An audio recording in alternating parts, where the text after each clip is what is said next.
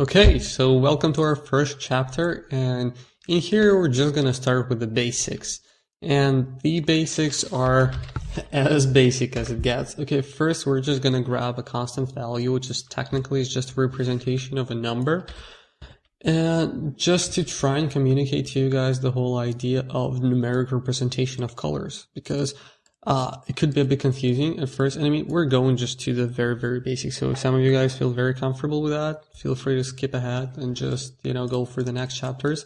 But I really, really advise everyone working with shaders to be very familiar with everything that we're going to be discussing here, because even like the slightest detail that you don't know could potentially, help you out. Well, not help you out, do you a disservice in the future, because there might be some missed opportunities there.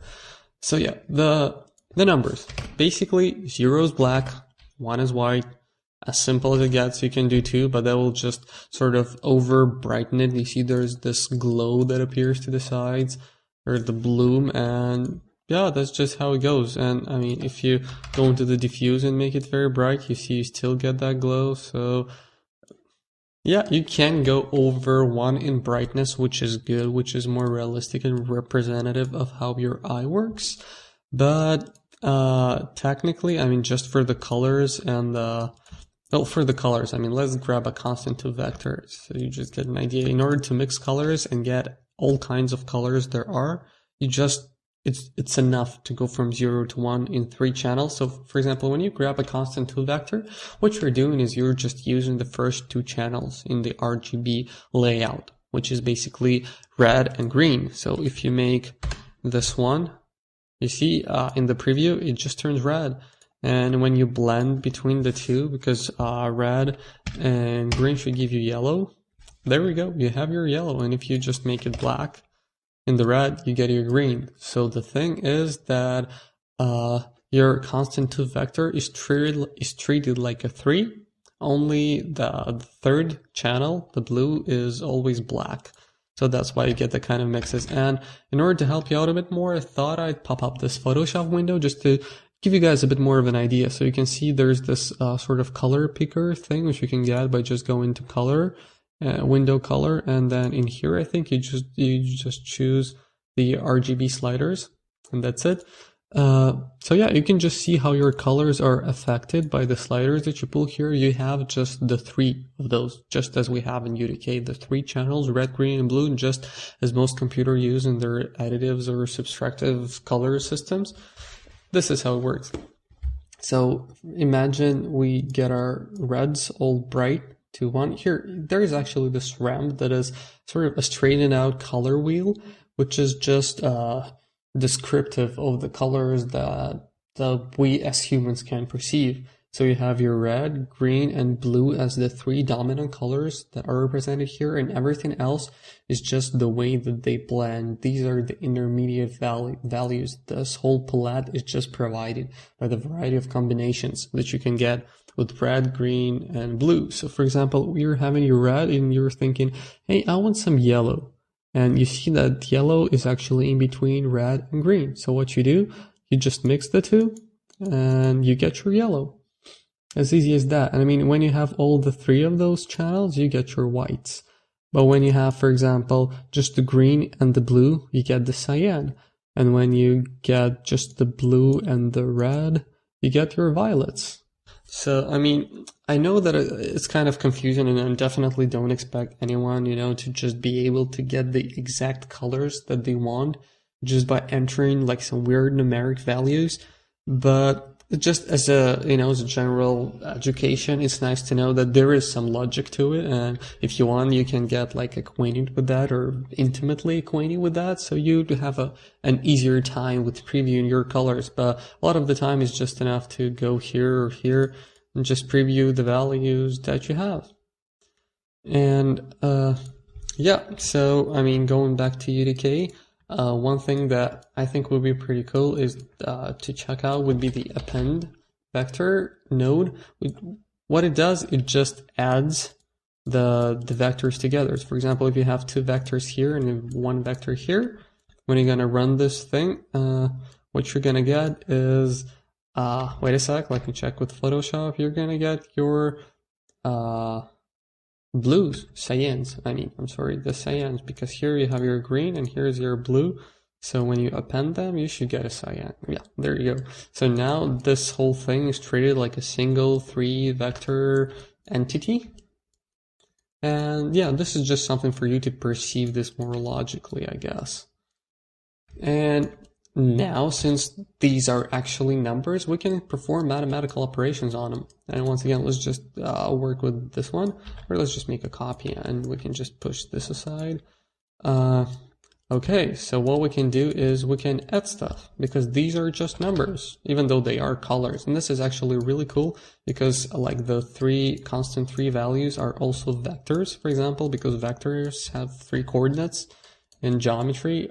And so you can treat them as vectors, you can rotate them, but you'll actually be also, for example, shifting the hues, because as you transform them as vectors, you're also transforming them as colors. So this sort of dual representation sometimes aids for very creative solutions. So that's why it's important to know that stuff. But yeah, let's just play around with the add node, and let's just make this 0.2, this, 0.2 again.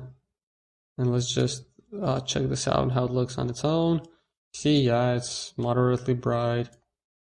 Voila, it just became 2 times brighter. And I know that it's pretty primitive, but just to give you guys an idea that, okay, if we put 0.8 here, we're gonna get our white. That's our white. But if we want it like very, very bright, well, twice as bright as white. There we go, we get our little glow there, and this is just to aid you in understanding how this works. But here's the thing. Let's say you want to subtract stuff. UDK has a subtract node, but you don't really need it most of the time, because subtraction is just an addition of a of a negative value and a positive value, or you could technically have 2 negative values or whatever it is. So for example, let's just say that we want to subtract, 0.5 from 1.8, so we get 1.3. There we go, we can do that. There isn't really too much of a necessity, to go all the way to grab a subtract node when there's a hotkey for add, and the same actually goes for multiply, and let's just do that right now. Let's grab a multiply node and just multiply those guys, like make it a 0.1, and this one, let's make it a 0.5, or you know what, let's make it a 2, so it would be more obvious. Okay, so this is like a intermediate gray, 0.5, and when we multiply it by 2, we should get 1, which is white. So yeah, that's how this thing works. And once again, if you want to divide stuff, technically we are dividing stuff right now, so there is a divide node, but we just multiplied 2 by a number that's smaller than 1, which basically means that we divided it by 2, because 0.5 is 1 second, so yeah, it's like 1 divided by 2. And anyway, this is all nice and fun on numbers, but if we try and actually do this with an actual texture, you'll see that there is some more mileage that you can get out of it, basically. So let's just grab something like this little rock texture that I have, and let's try to apply something to it. Let's grab this little setup, keep the numbers, add, multiply, just drag them here, and instead of numbers, we're just going to plug in the texture here. Okay, so here's the emissive. Here is our texture. Let me turn off the grid. There we go. So when we add stuff to it, what happens? Let's add 0.5 to it, and then let's just plug it in.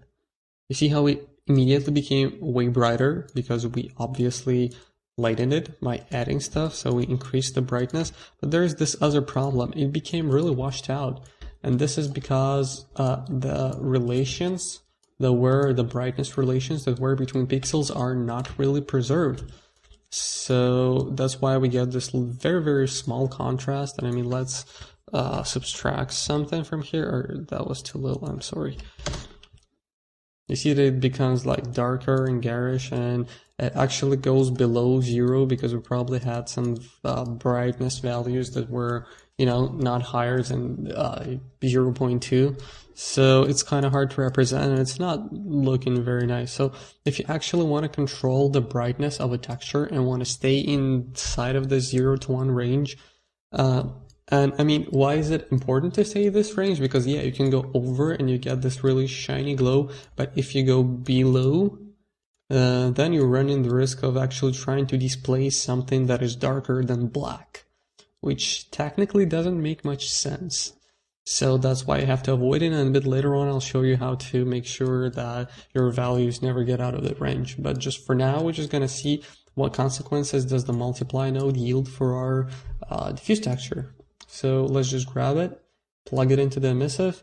Okay, it became way brighter, but not as bright as, well, you just compare. I mean, here we have more contrast than here. This is really washed out. Although technically multiplying by 2 adding 0.5, I mean, it's like comparing, I don't know, warm and soft, but I guess you see that multiplying helps us preserve you know, the contrast a bit more. So whenever you want to brighten something up or darken something, like when you go 0.1, it becomes really dark, but the blacks never go below 0.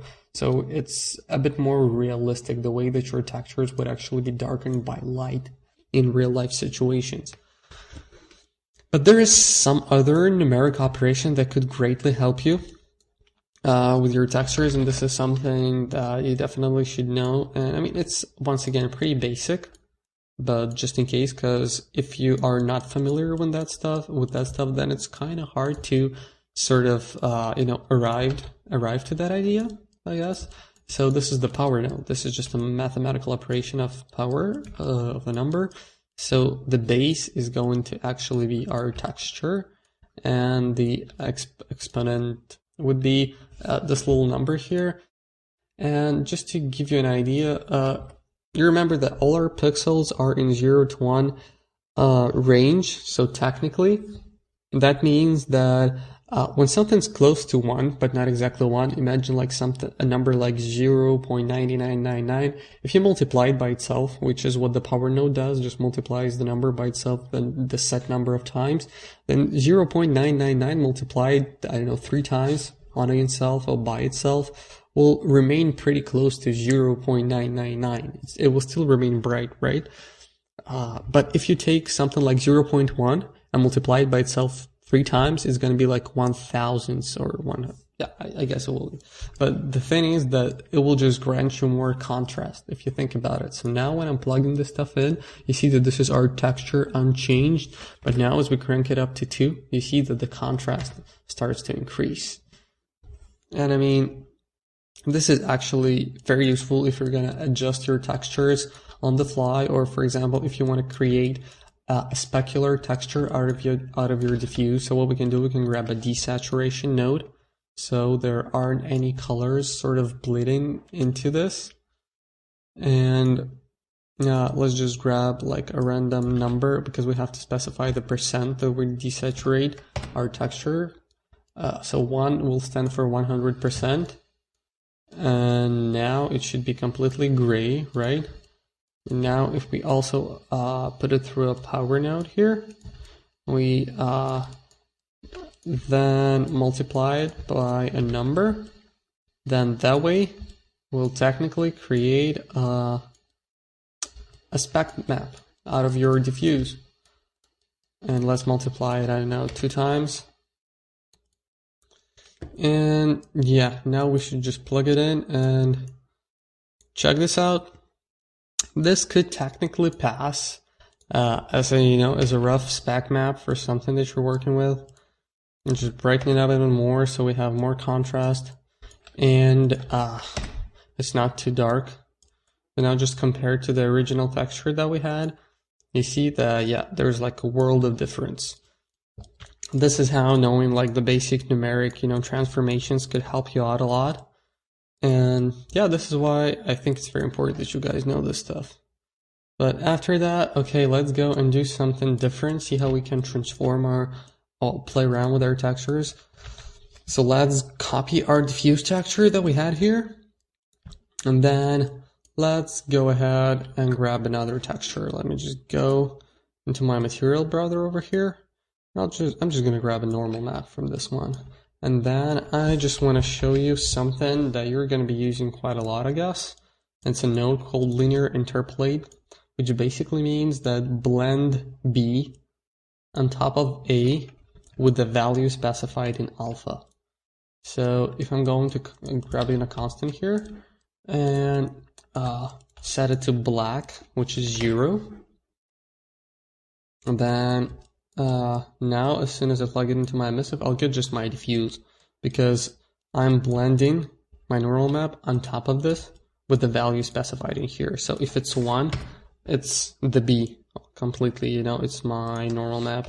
0.5 will give me something in the middle.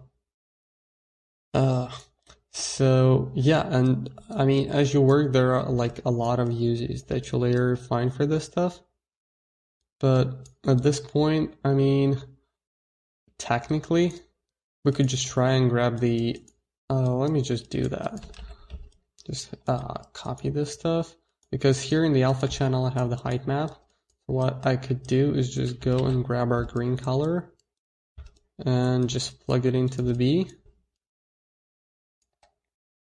And oh yeah, you see the thing here is that it can't really interpolate between the 3 channel vector and the 1 and the 2 channel, because whenever you're doing operations, you have to make sure that the number of vectors is either equal, or you're doing an operation between a multiple channel I don't know, node and a single channels. For example, if you're grabbing a 3 channel vector and multiplying it by 5, you're basically multiplying each channel by 5.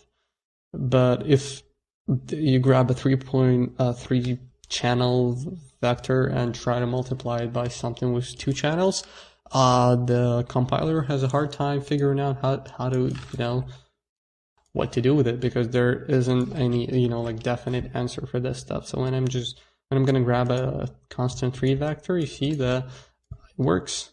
And now let me just grab my height map here from the alpha channel, and you see that now I'm getting stuff up here, and this is actually, I think we should reverse it to make it more obvious.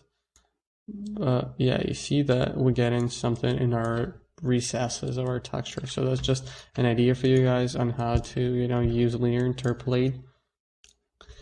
And that was a pretty quick one, but now let's just move along and go into something a bit more complex, and probably like the most mathematical thing that we're going to be doing today, well, in this particular chapter. And this is a dot product, but I mean, don't be scared, because actually it's nothing to be afraid of. It's pretty simple. And in order to do that, first, I really want you guys to grab the concept of a surface normal. So now I'm just going to go into 3ds Max, where I've prepared a little demo for you guys. So basically, this point where this sort of axis system stems from is the pixel or the vertex that this sort of system belongs to. And this z vector just pointing upwards would be our surface normal, because technically a surface normal is just a vector perpendicular to your surface or to your pixel, vertex, whatever it is. And I mean, generally, like in earlier days of computer graphics, in order to save time on computations and just you know, optimized, vertex normals were the things that were most utilized, because they just allowed you to sort of approximate the normal for everything in between the vertices, and vertices obviously were fewer than pixels, so that made it like a very nice optimization.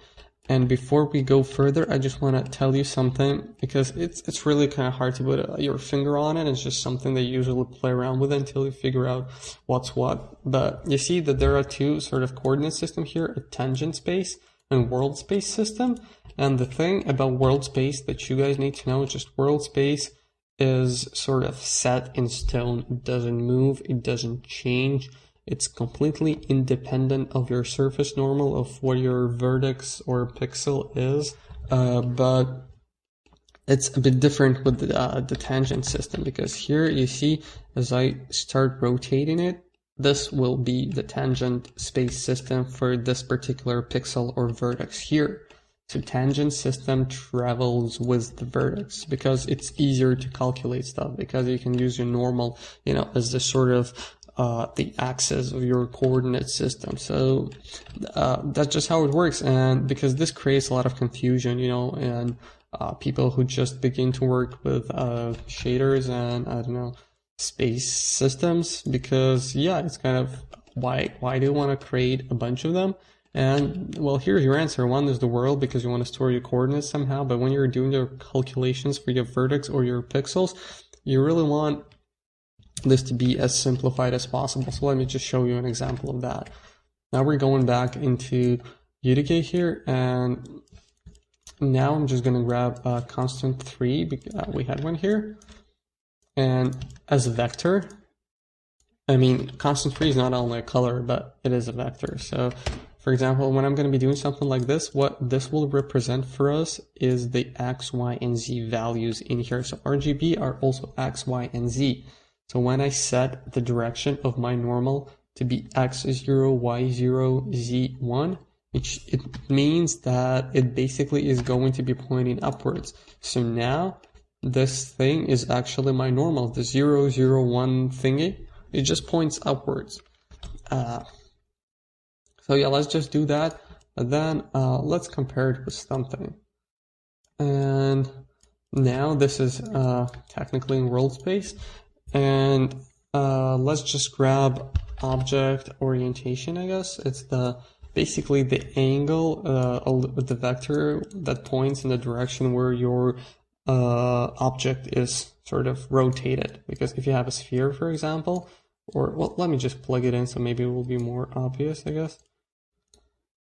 Okay, technically it should work, because it's just not the way that it works here. So let's just do something. You know what? Let's go into our level here, and I'm just gonna grab a mesh, which is this little arrow thingy, and I'm just gonna scale it up for you guys, make it a 10, and then I'm just gonna grab our material that we did, and I'm just gonna apply it to our mesh. Let me just take a look. Hopefully it applies correctly. Yeah, so there you go. Right now, this hopefully will be a bit easier, but you can see that as I rotate it, it changes colors. And you see how it's black when it's pointing down and it's white when it's pointing up? Well, this is because of the dot product. This is because I'm comparing it's object orientation right now. It's not actually normal, but as you've seen in the shader, let me bring it back for you guys.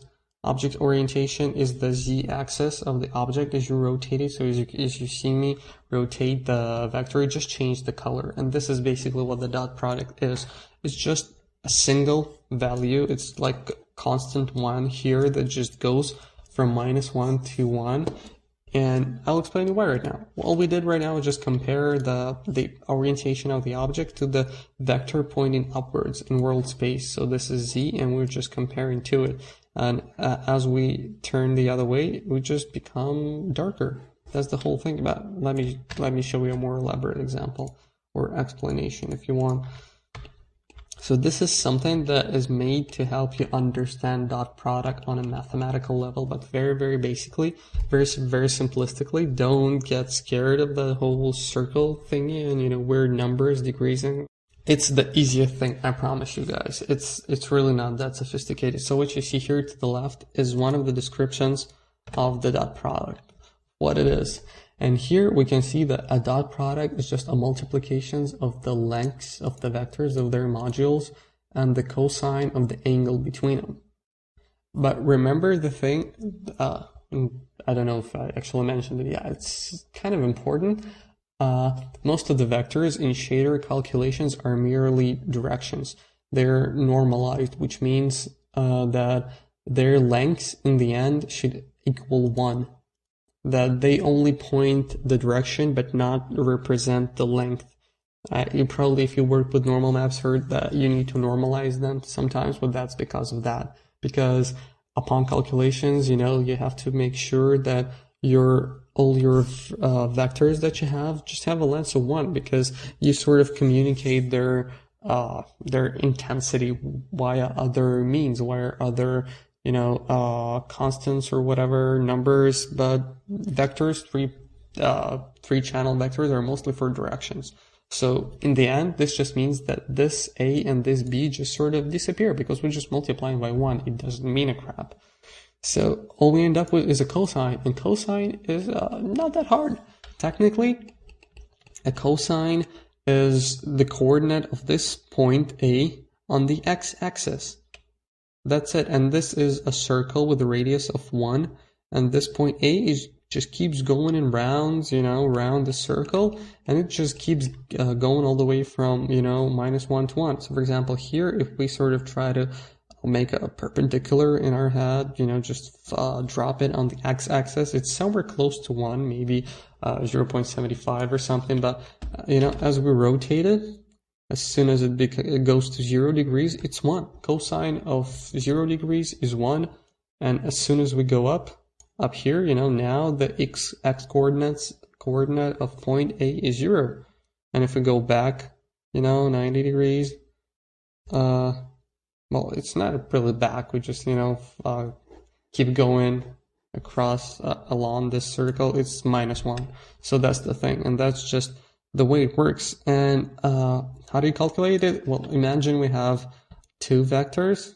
And there you go. Now the angle between them is, let's do it like this. For example, now it technically should be, it's a bit laggy, but this looks like 90 degrees. So if the angle between them is 90 degrees, then let's make it a bit more obvious. Now it will also be 90 degrees, which means that the cosine is going to be 0, because that's the angle between them. So we have to travel all the way here, and there you go. So, I mean, it's pretty simple, it's pretty straightforward, and all this basically means is that if 2 vectors are aligned, then you're going to get 1. You're going to get white color for your mask or whatever you're going to be using this for. And if they're counter-aligned, or at least at 90 degrees to each other, then you're going to get black. And if you're going to go into the, higher than 90 degrees angles, then you're just going to go into negative values. But then the further you go, the closer you get to 0 and then back to 1. So that's it. You're just, going around in circles. And all it actually means is just how co-aligned the 2 vectors are. If they're aligned, it's 1. If they're, 90 degrees to each other, which technically is not aligned at all, it's 0, it's black. It is as simple as this. This is all your dot product node does. So I hope that helped, because this is really, really not that hard, guys. And I would definitely love you to have like a solid grasp on that stuff. And now, as we've mentioned that cosine goes to -1, goes from -1 to 1. Now we probably want to do something that is sort of going to help us make sure that we don't have to display something that has a negative brightness, because it's kind of hard to figure it out. Like, okay, how do you display something that has a brightness value of -1?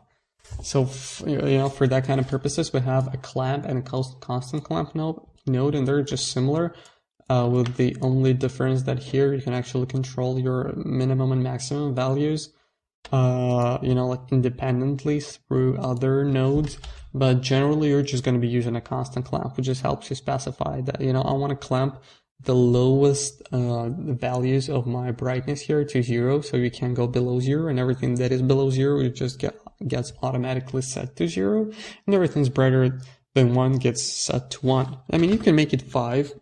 It's no big deal. It's just that you know how it works. So now that we do that, you probably won't notice any visual differences. But for example, if you were to feed this sort of thing into the alpha value of the linear interpolate node, then you'd start having troubles, because how do you blend the two textures with the -1 value, it becomes just too complicated. So whenever you're having something that could, have that kind of colors that just goes, out of bounds, you might want to do a constant clamp. That's, just as easy as it sounds.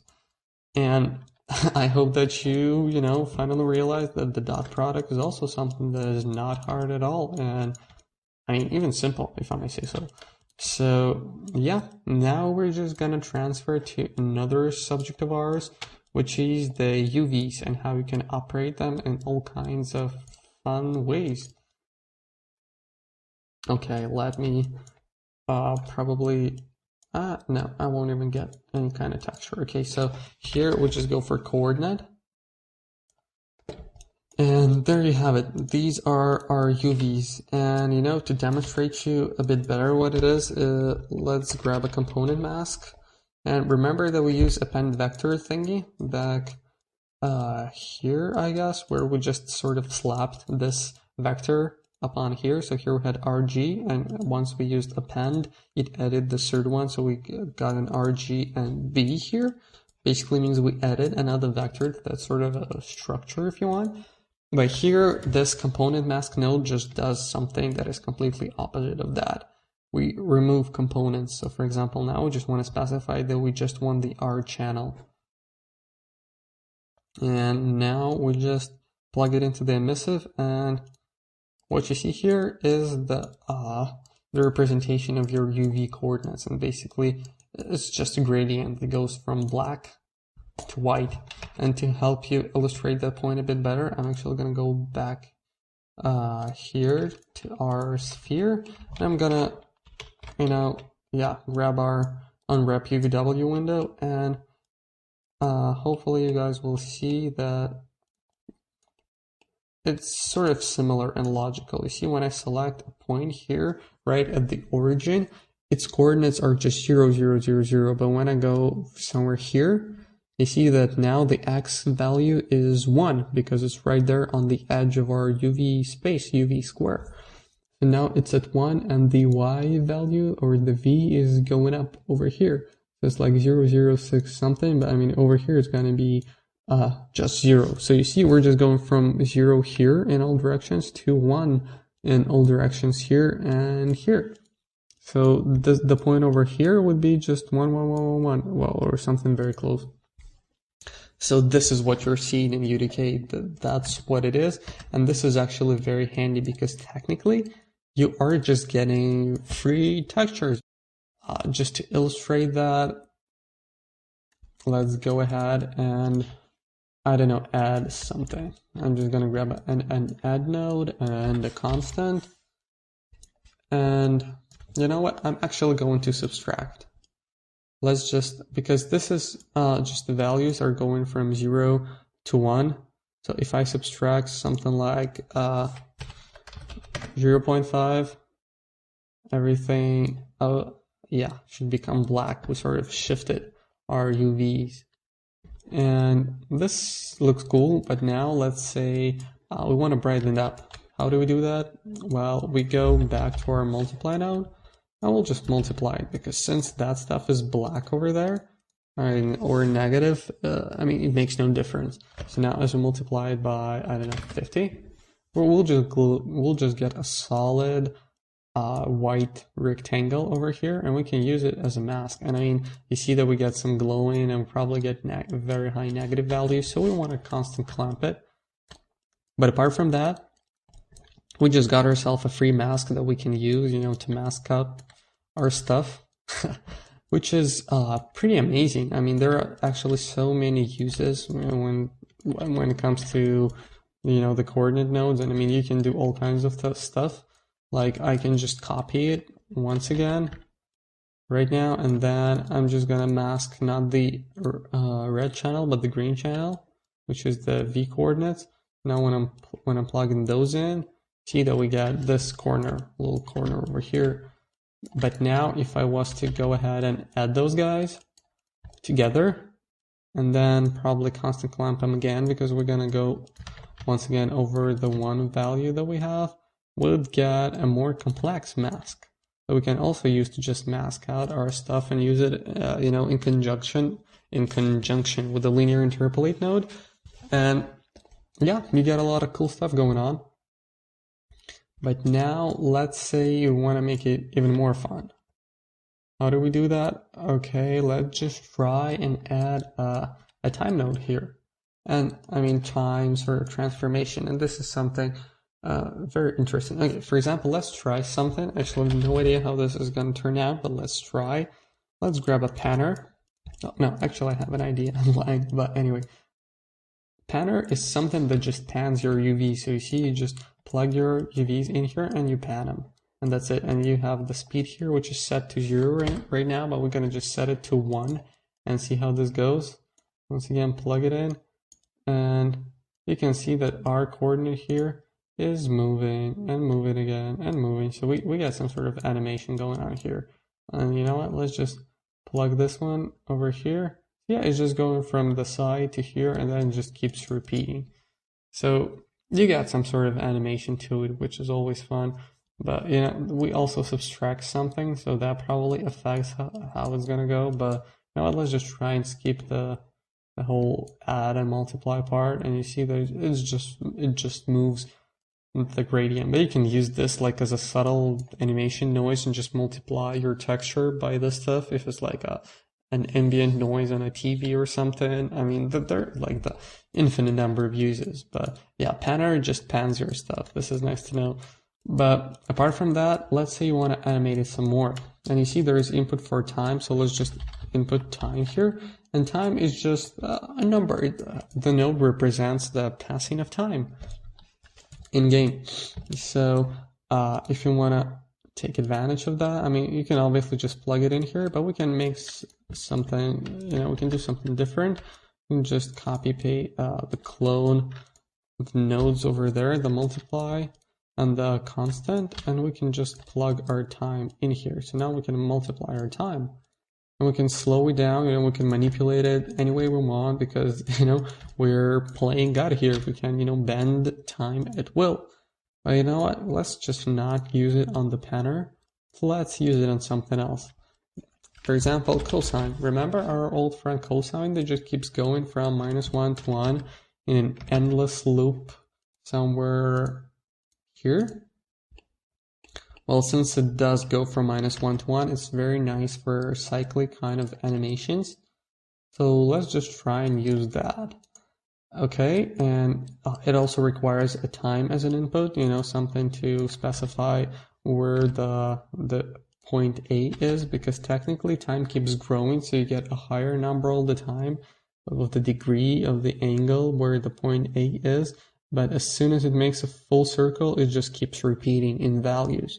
So, I mean, no matter how high the time value is, our cosine or sine function is just going to give us, something which is either, in the range from -1 to 1. So let's just use that. Let's grab our time. Let's slow it down. So, like, I don't know, by 1/4. Plug it in. And then let's just add this to our mask. And let's just plug it into the emissive and see how it goes. Okay. I have to click it here. So you see now it's more animated and it goes from here to there, which is nice. But now let's try to make some more sense of it, something more, logical. Let's just make this multiply node and just set it at 1, then plug this into our constant clamp. See how that goes. And you know what? Yeah, we should probably remove the panner, because the panner is also affecting our stuff. And now we're just gonna get something that is just, cyclic. So you see it goes here and it goes there. And the thing is, since we're subtracting stuff and then we're adding stuff, so for a while it just becomes completely white. I don't know, it would be interesting to try and multiply, you know what, maybe we should try and multiply the cosine by 0.5 and see where it takes us. Let's just copy it once again, multiply it by 0.5. So now It'll probably just adjust. Yeah, you see now it's just going halfway, which is cool. But now let's try and multiply this one by 0.5. And let's see where this gets us. Well, now it's more, even. We go here, we go there, but you see that now we just got an animated mask we can use for our linear interpolate, for example. So let me just copy paste these guys. Once again, I'll get this out of the way. Let's just plug it in, and I mean, you see, we're just using a simple UV node with no masks, with no nothing. And now that I input my textures, you see that I'm just getting a gradient blend between the two. I mean, it's not like 100% because of the 0.5 that we're using, but there you go. It's just a sort of reveal animation that we've done completely in shaders by just using math and knowing how our nodes function at the most basic of levels. This is nothing short of spectacular if you ask me. But yeah, just a little something. I mean, you can do all kinds of elaborate examples. You see like all the gradients that you see here that form, halfway. You can do all kinds of frames and just, any kinds of mask with just rectangular and just like crisscross or whatever you want, seriously. Yeah, this is very cool. But now, let's say you want to make something circular. There is also something for that can help you out. And this would be a sphere mask, which is also a very nice custom node. And I mean, don't forget that all that custom stuff actually, it adds additional instructions, because here at the top, oops, I cloned that, sorry. So yeah, here you see your instruction counts, and those are kind of hard to judge and kind of hard to compare, because there are a lot of instructions going on under the hood that UDK does on its own that you guys can, have no idea of. For example, when I'm just grabbing my texture and I plug it into the emissive, it's, let me see, 57. So like by just doing all that stuff, linear interpolating and animating and multiplying and adding, we just added 4 instructions, which is very minor and very cheap and pretty much insignificant. But it's kind of hard if you're not working with UDK but something else and you're just writing those shaders by hand, then you probably would have like a different number that UDK number wouldn't really compare to, because it wouldn't make much sense. But yeah, at least when you're saving another texture by doing these masks, it could be worth it. As with any kind of optimizations, mostly it depends on just what you've got to spare. So if you are very tight on RAM and could use some additional RAM, but you can spare a few instructions, by all means do that. But if not, okay, go with an extra texture. Anyway, I'm sorry, I digress, guys. So this is a sphere mask for us to make a sphere. So let's do that. Okay, so how that works, we grab 2 gradients here. Well, basically it is 2 gradients here in our texture coordinates, and we just plug them in. And for B, it's a constant to vector that specifies the position of the mask in the world. So if we just set it to 0.5 and 0.5, which is technically just the center, then we're going to have this as our center. This is just going to provide us the gradients to sort of spin around and do our sphere. This is going to specify the radius, which is for 0.5, will mean that we should cover the whole of our screen here. And the hardness is just how sort of blurred our mask is. So yeah, there you go. We just created a circular mask right here. And just out of curiosity, what happens if we play around with this?